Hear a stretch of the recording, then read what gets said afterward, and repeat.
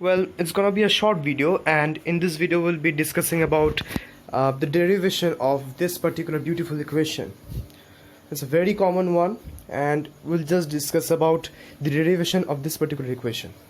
So starting by taking a particular function f of theta as cos theta plus I sin theta, as was in the right hand side of the initial equation, the first step that we do is to differentiate this equation. We get minus sin theta plus I cos theta in the right hand side,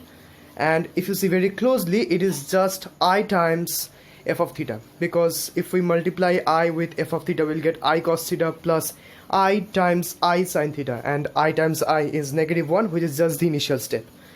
And a bit of rearrangement will give us this form, and upon integration on both sides, we'll finally get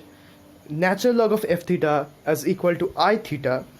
and if we convert that to the exponential form, we'll get e to the I theta equals f of theta, and e to the I theta equals cos theta plus I sin theta, because f of theta we had already declared that it is cos theta plus I sin theta.